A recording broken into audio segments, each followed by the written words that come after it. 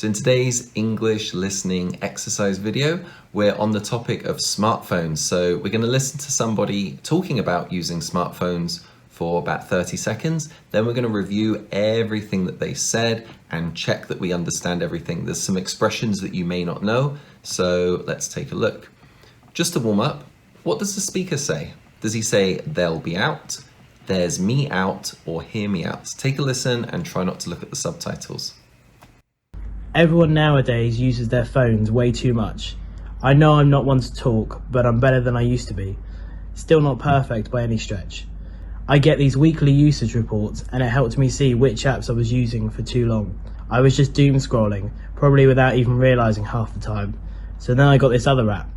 I know how that sounds, but hear me out. You can make it block certain apps at certain times of the day, like after work for example. You can override it with a password of course, but just having the reminder has served me well. All right, good job if you caught that. He said, hear me out. We'll find out exactly why a little bit later.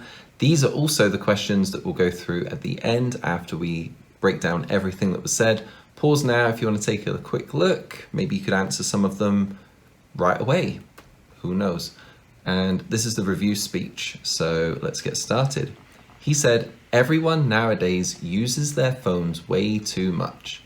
I know I'm not one to talk, but I'm better than I used to be. Okay, so he said, I'm not one to talk. This might seem like an odd expression if you're not familiar. It means I'm also guilty. I do this too. It's used before making a comment. So I know I'm not one to talk, but you should really get more sleep. Okay, I say that to people. Yeah, I don't get enough sleep, but I'll say to somebody else, oh, you should get more sleep. So to acknowledge that, I do it too, I will say, I'm not one to talk, but you should really get more sleep. It's saying, yeah, I know, I do it too. I can't really judge, or I can't really say, but is another way of saying the exact same thing. So he's saying, I also use my phone way too much, but I'm better than I used to be. Still not perfect by any stretch.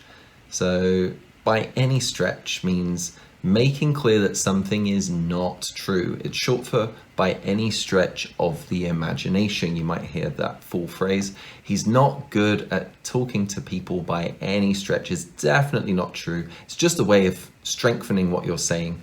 By no means or in any way, he's not good at talking to people by no means or in any way. So he's saying, just to be clear, I'm definitely still not perfect, not by any stretch. I get these weekly usage reports and it helped me see which apps I was using for too long. Okay, I was just doom scrolling, probably without even realizing half the time. So this expression doom scrolling has become really popular over the last year or so. It means when you're browsing your phone, scrolling news and social media, to make sure that you're using it the right way, it is used for negative content, videos, news articles, mindlessly, not consciously. If you're going to your phone saying, I want to read some news now, you read for 5 minutes, okay, I'm done. That is not doom scrolling. You intentionally are doing it, not really doom scrolling. And if you're not enjoying it. So put all of these together. The idea of doom scrolling is you're kind of reading negative things. It's kind of making you a bit anxious as well, but you're a bit addicted and you're just going on and on and on. I realized I spent so much time doom scrolling, so I deleted the app. I didn't put which app. I don't want to get in trouble by Elon Musk or anyone else. I wasn't even realizing half the time, which makes sense because doom scrolling, again, is mindless. It's not consciously enjoying what you're doing. Have a little break. Have you had enough water today? I always say that.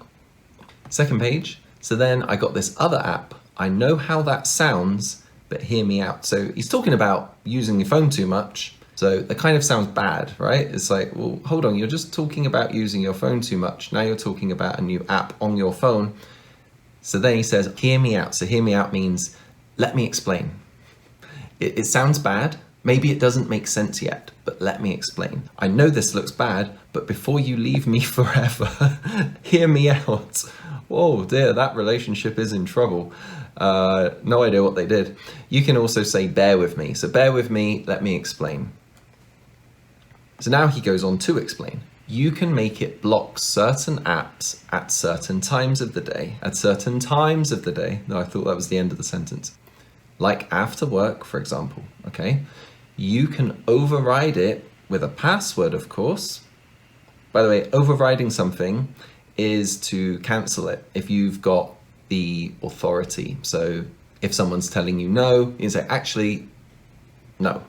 You can cancel it with a password, of course, but just having the reminder has served me well. So it does remind him, oh, I need to not use the app today, and that has served me well. If we say served me well, it means it's been helpful, useful, beneficial.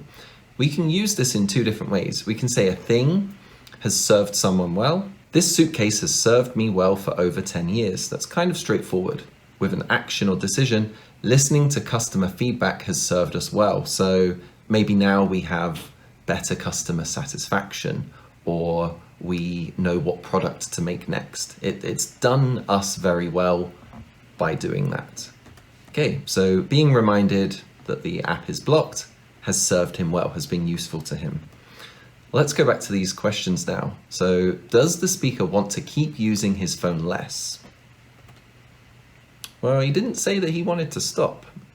He said, still not perfect by any stretch. So my feeling here is he's still trying to get better. That's what I would say. And he's saying that it served him well. So sounds like it's going well so far. So far, so good. So maybe he wants to improve even more. But yeah, he's not stopping. He wants to keep using it less. Number 2, what do his phone reports tell him? On the first page, he said, I get these weekly usage reports, and it helped me see which apps I was using for too long. So I'm knowing, I'm understanding that the answer is which apps are being used. They tell him which are being used and for how long. And the last one, why does the app have a password? So right at the end, he said you can override it with a password. So you can cancel the blocking of the app we mentioned earlier. So yeah, just in case they want to unblock the apps that they've blocked, or they want to use the blocked apps, kind of saying the same thing. Yeah, just in case they need to use it for whatever reason.